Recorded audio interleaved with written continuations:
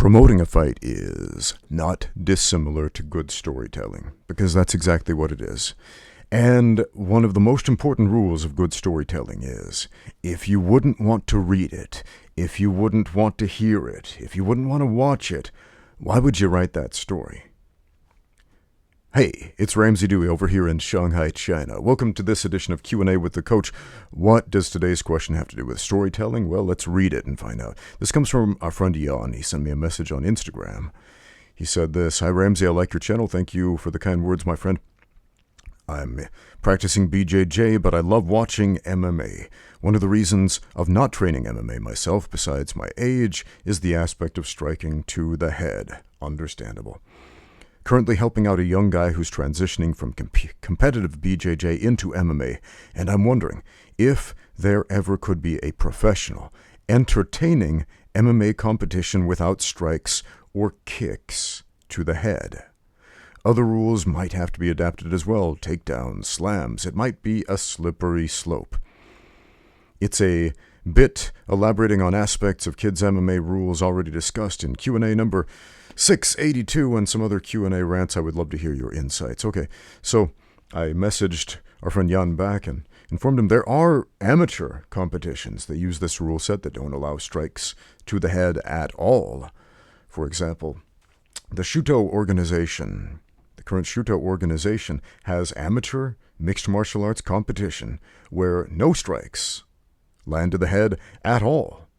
I've got a video about that on my channel. I have a friend who lives in Japan, and he was training for a Shuto event, came over and trained with me in Shanghai, and we did some sparring under these rules where you're not allowed to strike the head. It turned into a very grappling-heavy scenario because, again, when you take away one of the most viable targets in a fight, the head, it changes the outcome of the fight a lot, and grappling becomes much, much more viable. So I pointed this out, and our friend Jan replied back. He said, "Hey, Ramsey, thanks for the fast feedback. You're welcome." And wrote this in return: I was not aware of the adapted Japanese MMA rule set and have been a victim of that armbar before. I showed an armbar I learned from Keenan Cornelius in one of his amazing videos. It's one of the highest percentage ways of finishing an armbar that I could show you, and Keenan teaches it really well on his channel. Basically, if the United Rules of MMA, that's Unified Rules of MMA, would be adapted to reduce or eliminate head kicks or strikes, we still could have entertaining fights for the spectator? ? That's a good question. Young guys want to go to the UFC, of course, and most MMA tournaments, at least in Belgium, follow these unified rules. Dana White talks about CTE as it's part of the gig. That gives me a headache. And my heart breaks to see those young fighters always go hard with head strikes, especially in sparring. Sorry for the rant. Now, it's an understandable rant because, dude, head trauma is the worst.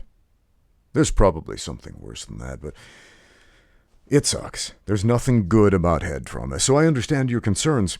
Now, we have plenty of amateur organizations that either reduce or completely eliminate strikes to the head. Those exist. They're out there, but not professional, not combat sports people are lining up and paying for. How much does it cost to buy a ticket to watch a UFC fight live? It depends on what part of the world they're putting it on in. There's a UFC event coming here to Shanghai, the second one they put on here in Shanghai, and I checked it out. The cage side seats sell for, how much was that? It was hundreds of dollars US for a cage side seat. I can't remember the exact price tag. We're talking like maybe over $1,000 US to sit cage side. And, you know, the nosebleed seats are still going to run you at least $100 US. And the decent seats where you can actually see the action are going to cost you several $100 US. Okay. How does the UFC not only justify these price tags for tickets for their live show, but actually sell out arenas? How do they do that? This is a question that MMA promoters, fight promoters in general, puzzle over. And very, very few in the business are good at answering this question. And you might think, well, it's the level of violence. But as you pointed out, over there in your country, MMA promotions, professional MMA shows, follow the exact same rule set, the unified rules of mixed martial arts that the UFC uses. So they allow head kicks. It's the same potential for violence. What's different? Well, the UFC is better known. But why? And I'll tell you why. Because they told a compelling story. They started with a compelling story with UFC 1, where they held a funeral for traditional martial arts effectively, and either made people love them or hate them, got people excited about delivering on the promise that martial arts can allow the smaller, weaker person to defeat the larger, stronger opponent when they sent Royce Gracie, the smallest of the Gracie brothers, out there to fight some big dudes who didn't know how to grapple, of course. And that got people excited because it's a story we've heard, but we didn't really see it play out, not on a big scale anyway. And we finally saw that. The smaller, weaker opponent using martial arts to defeat larger, stronger opponents. Wow! We've only heard about that in legends, and then we saw it on television. And then Zuffa buys the organization, it changes hands, but they have to keep crafting narratives. Because you can't ride on the laurels of Royce Gracie forever. If they tried that, the UFC would have been defunct a long time ago. As soon as Royce lost a fight, nobody would have cared anymore. But they are masters of storytelling. Shane Faison put out a little video on Instagram today, actually. I was looking at it. And he's doing some promotions for 1FC Muay Thai fights. And good for him. And he asked this question. He proposed this idea. Why is it that whenever I show somebody a Muay Thai fight for the first time, they always say, why isn't this more popular than MMA? It's more exciting. All they do is stand and bang, and it's cool, and it's the stuff all the people who don't train in MMA want to see, right? They're not shouting, stand him up, ref. If I was in there, I'd stop hugging him. Why isn't 1FC more popular than UFC? Is it because they got a later start? Is it because they don't have the funding? I'll tell you quite frankly, it's because they're crappy storytellers. And they have been from the very start, back from when they were Martial Combat, before they rebranded as 1FC. I fought for them back when they were Martial Combat in the early days. And the story was, we exist. We're in Asia. We're on a big TV network on ESPN now. Watch us. And nobody cares. That's like making a movie and saying, look, this movie is in a theater, so you should watch it. Every movie's in a theater. What's the story? What's the hook? What makes me care? What does this have to do with head kicks in MMA? Well, it's that if we take out head kicks and make it a professional sport, meaning we are paying these athletes to do this sport where they're punching and kicking the body and grappling and nothing else, and there's no big threat of a knockout, basically.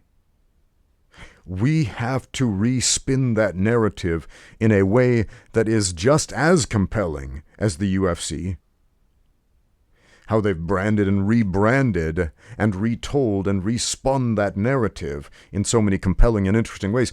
We have to do that for a product that is objectively less interesting. This is if we're doing it as a professional sport where we have to pay people for it now, as opposed to an amateur sport where they're often paying to do it. So what's the story there? Dude, I don't know. I'm not that good of a writer, to be honest, to come up with a plot line that fills that void. So, if you're worried about head trauma, let's depart from the storyline thing for a moment. If you're worried about head trauma, just do amateur MMA, specifically competing in an amateur MMA organization that does not allow strikes to the head or kicks to the head. They exist. There are plenty of them out there. Amateur mixed martial arts competitions have a bunch of different rule sets globally.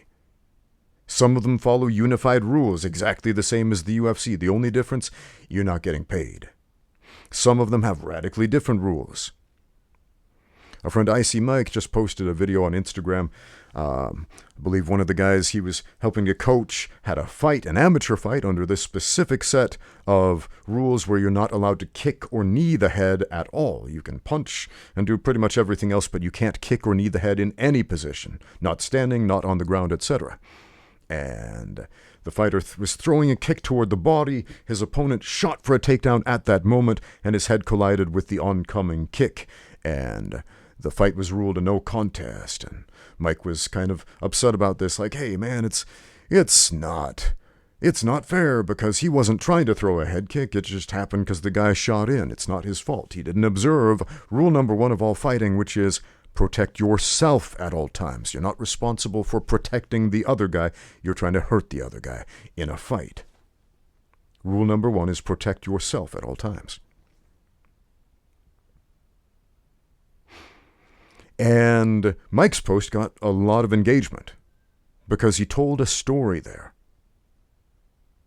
He told a story about our hero, the protagonist, the fighter he's coaching, going out there doing his thing, trying to do the right thing.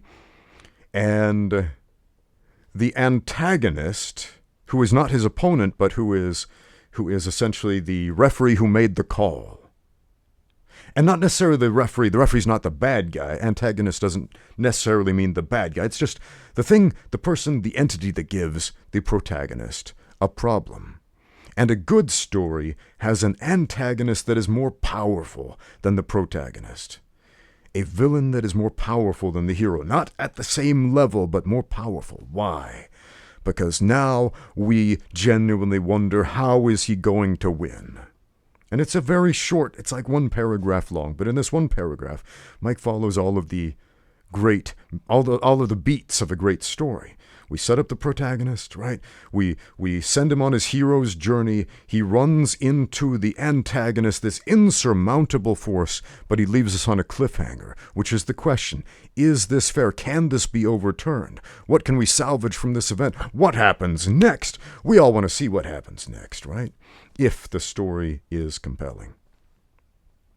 And so he took this amateur fight that would probably be forgotten by everybody unless somebody told a story about it and got thousands of clicks and likes and comments and so on. Good storytelling. And that was done with an amateur fight, with an amateur rule set that didn't allow kicks to the head. Punches, yeah, but no kicks, right?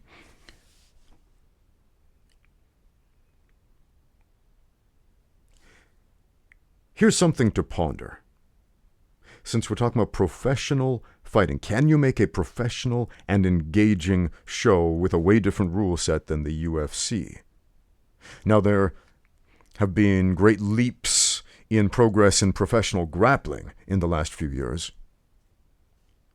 There are now professional grapplers who are getting paid decent wages for what they do, although they still are the outliers. Think about martial arts YouTubers. Think about Jeff Chan for a minute.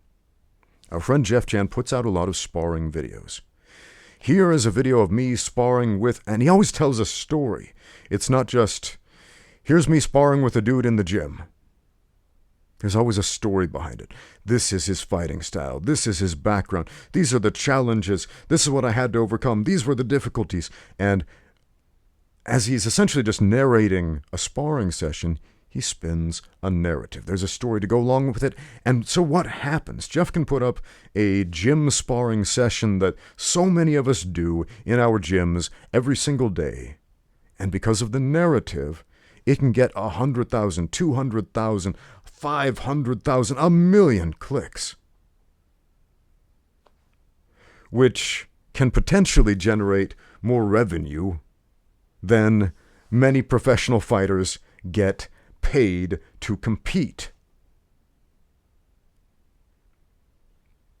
Yeah. How much does a professional fighter make? It depends on the show he's competing on, depends on the promotion, depends on his experience, depends on how good of a negotiator he is. My very first professional fight in the United States was a kickboxing match. I got paid $50 to show. And there was a $50 win bonus. The highest paycheck I ever got for professional kickboxing in the United States was $350, including the win bonus.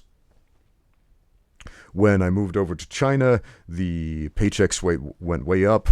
My MMA paychecks were higher than the kickboxing paychecks in the U.S. In China, it's a different story. You can get paid pretty well for kickboxing here.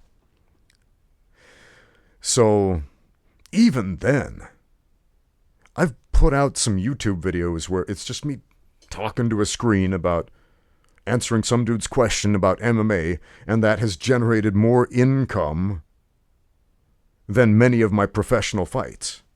I put out sparring sessions, none of which have got, actually one of them did get over 1 million clicks.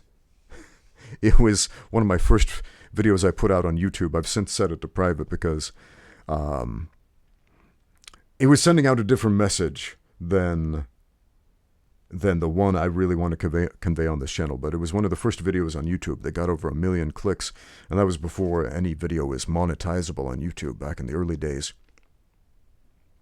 But think about that. People take their gym sparring sessions now.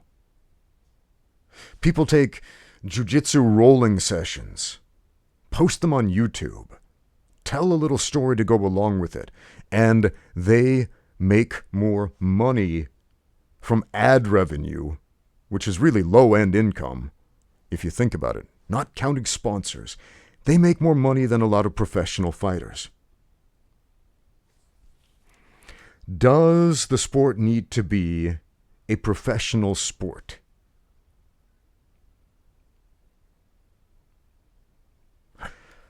I put out some sparring sessions with different rule sets, like one got a fair amount of clicks because there was a story behind it. And I'm beating this story thing to death here, but bear with me. About Taekwondo. So I put on my Taekwondo uniform. Taekwondo was my first martial art. I practiced many martial arts over the years. I hold ranks in a number of martial arts. But that was my first black belt. That was my first martial art. And I decided I'm only going to use techniques that are legal under the World Taekwondo Federation rules, meaning you can kick the body or the head, you can only punch the body, you can't grapple, you can't clinch.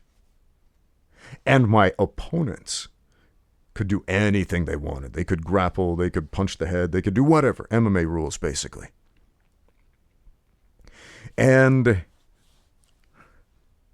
this could have flopped completely if I had labeled it differently, if I didn't wear the uniform, for example, if I didn't call it like Taekwondo versus whatever. None of the Taekwondo nerds would have been interested in it to compare and contrast. Well, let's see how this guy's Taekwondo holds up against mine, or let's see how Taekwondo does against this thing I don't understand. So that's a hook, but a complete narrative is more than that. So, to answer this question, you really, really should be looking into how to write. Spend time writing every day. You have to find your own voice. You absolutely have to, as a writer, as a storyteller. Because once again, these things are synonymous. Promotion of a professional sporting event is not a different thing than good writing. Your audience is a little different. You have to know your audience, but more importantly, you have to know yourself. What are you willing to pay for at the end of the day? Thanks for watching. Now get out there and train. Brought to you by xmartial.com. Use my code Ramsey10 for 10% off everything. That's xmartial.com. High quality training gear and fight apparel.